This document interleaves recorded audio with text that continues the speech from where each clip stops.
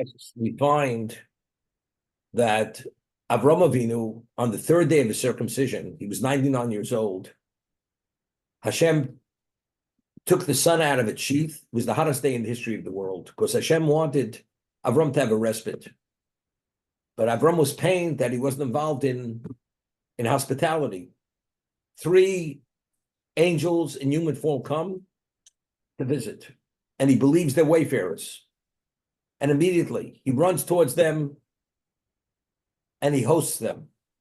And the Torah is very specific in how the hospitality takes place. Wash your feet, offers them water, Hishano tachos eitz, rest under the shade of the tree, Ekro pas lechem, gave him some bread.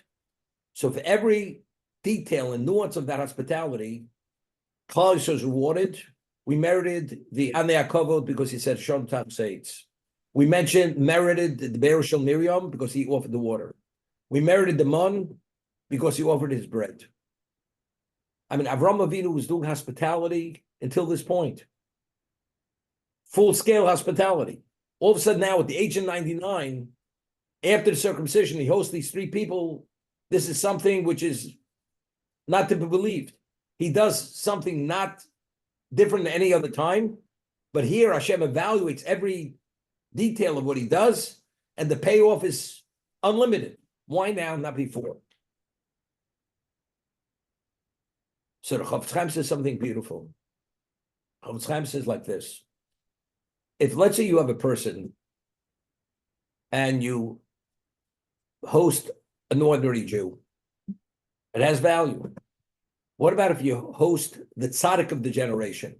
It's the exact same act of hospitality. But what the ordinary Jew, the recipient is an ordinary person. When you host the tzaddik of the generation, who's the beneficiary? Somebody who's the most special person in the generation. As a result of that, although it's the exact same act in terms of the hoster, but the recipient is a different recipient. So the value of the hospitality is different hospitality. So the Chofetz Chaim says like this: Avram Avinu didn't realize he was hosting angels. But you couldn't have more special guests, more holy guests than these guests. Why did he merit to have such special guests? Because of all the hospitality he did his whole life. Therefore, the payoff was, I'm going to send you those special guests. So now when you host them, the value, the reward is unlimited. So he only merited that special moment because of everything that had preceded that moment. That's the Chofetz Chaim.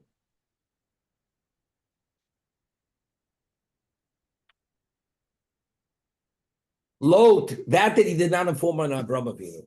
Call it what you want. Who's Avram Avinu?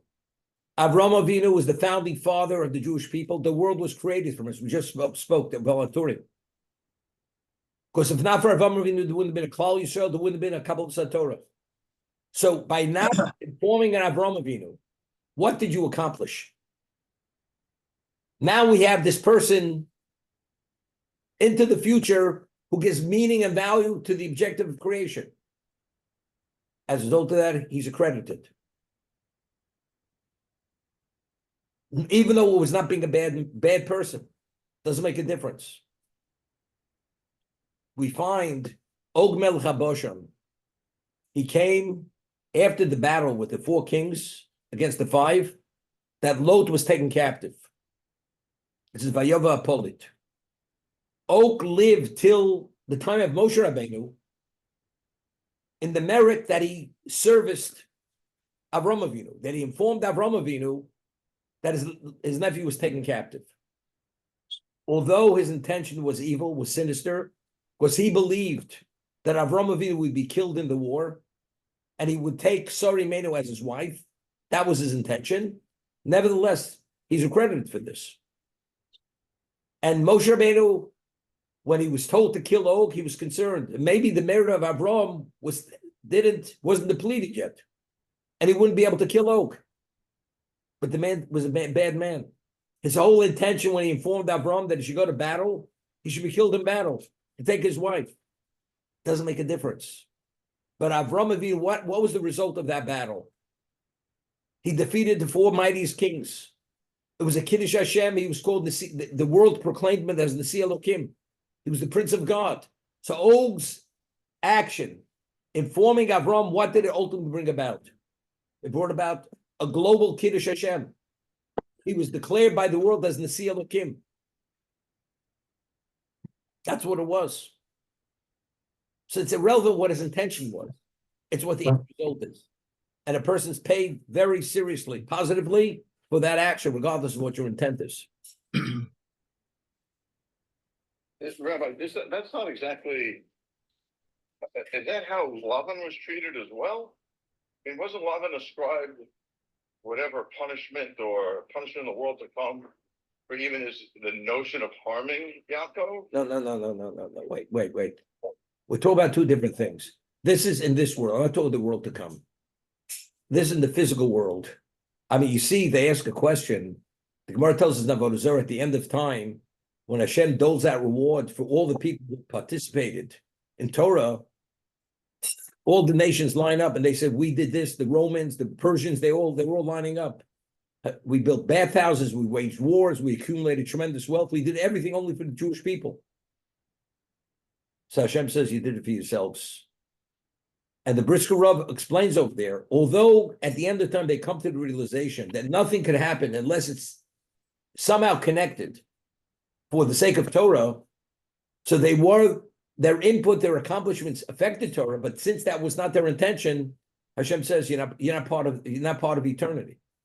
You're not part of eternity. But in the physical world, you're rewarded. Here we're talking about reward in this world. Og lived endless years till Moshe Rabbeinu. Lot is rewarded. But Lot was the same genealogy as Avram Avinu. We find Avram when he wanted to find a wife for Yitzchak, he could not take a Canaanite woman. It had to be from his family, because his family came from Shem, and Shem is a blessed stock. Eliezer was from Chum, was a cursed stock. You can't have a blessed stock coming from a cursed stock. A different gene pool. Right. As I said, you can't. Rome wasn't built in a day. Everything has to be fine-tuned and tweaked to get it at that perfect level of understanding. Rabbi, what was the it's similar to Hashem says to Avram, Lech lecho. It would have been enough to say Lech, go. Go because it's in your best interest. La noscho, so Rashi cites the Midrash, La noscho l'tovoscho. It's in your best interest to go for your benefit, for your pleasure, and for your good fortune. V'sham escha l'goy. There I will make you into a great nation. V'kan yato zoch l'bonim. And here you're not going to have children. In Choran you will not have children. You'll be a great nation. And here you will not have children. V'od shodia tivcha b'olam. Thirdly, you can have renown. Let me ask you a question. Does Avram Avinu need incentives? He doesn't need incentives. Now, what was Avram Avinu's objective of being involved in outreach? Did Avram want glory? Avram had no. Avram Avinu was the second most humble person who ever lived. He said, "Anochi off of vapor. I'm dust. I'm ash. I'm nothing." Moshe Rabbeinu was the ultimate. Avram was second in line. David was the third. What does Avram want glory for? You'll be a great nation. You'll have children, and you'll have renown. The world will recognize who you are. What is the value of all that? If Avram has credibility in the eyes of the world, he's going to be a more effective person. What's the value of him being more effective? People will embrace his message. What's his message? Hashem hu Elokim. That's his message. God is the Almighty. Value of existence is what? To bring about God's glory. That's the value. You'll be a great nation. What's the value of a great nation? That what? People are going to speak about you. Because you're the most powerful this. That he defeated the 4 kings. What was the value of that? He was declared Nasi Elokim. You're the Prince of God. That was the value. That the world should recognize one human being can't defeat the four mightiest powers. They understood it can only be because God is backing him. God's his backer. Because how does one man take on the world single-handedly? You only take on the world single-handedly if you have the right backer. Who's Avram's backer? God himself. When God's your backer, you take on the world single-handedly. And it was proven out when he had the victory over the four mightiest kings. Lech lecha es sham eschol gadol. There you'll be a great nation. What you're doing right now, this outreach, is for my glory. You want to bring my glory, it's going to be there, not here. There you'll have children. They'll be your successors. Avram, Yitzchak, and Yaakov were Avram's successors. They carried on the message. They were the Merkava. They were the location of God's presence in the world. And not only that, V'od shodia tivcha ba'olam.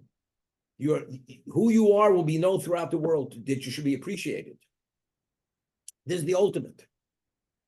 So this is L'Shem Shamayim. Now, there's a Ramchal in the Mesilas Yesharim. Rabbi Luzzatto writes that if a person does a mitzvah because for a share in the world to come, it's Lishma. Definitely it's Lishma. We're here to succeed, to have a share in the world to come, to have a relationship with HaKadosh Baruch Hu. That's Lishma, but he says that's not the ultimate Lishma. The ultimate Lishma, do it for the sake of the mitzvah, is Yiras HaRomus.